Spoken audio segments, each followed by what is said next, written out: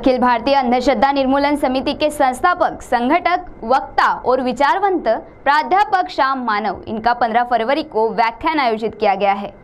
इस संदर्भ में आज एक पत्र परिषद ली गई। तो आइए देखते हैं पत्र परिषद में उन्होंने विस्तार पूर्वक क्या जानकारी दी।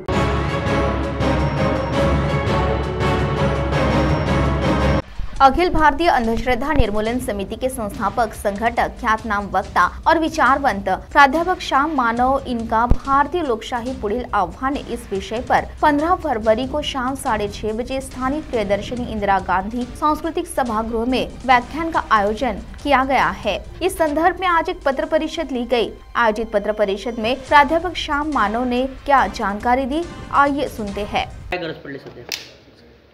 सध्या आपली लोकशाही धोक्यामध्ये आलेली आहे, त्यासोबतच संविधान धोक्यामध्ये आलेलं आहे।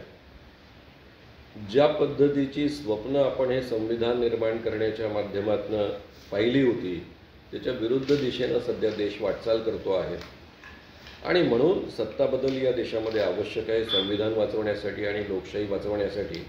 त्याकरता जनजागरण करण्याच्या निमित्तानं हा संपूर्ण दौरा सुरू आहे। मी सगळ्या लोकांना जाहीररित्या आवाहन करतो, सगळ्या जनतेला, की मोठ्या संख्येने आपण उपस्थित राहावं।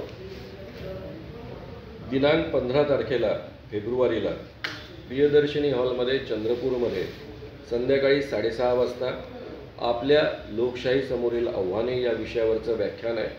कृपया या व्याख्यानाला आपण या आणि लोकशाही वाचवणे आणि संविधान वाचवणे या प्रक्रियेत सहभागी व्हा, असं कळकळीचं आवाहन या निमित्तानं मी तुम्हा सगळ्यांना करतो आहे।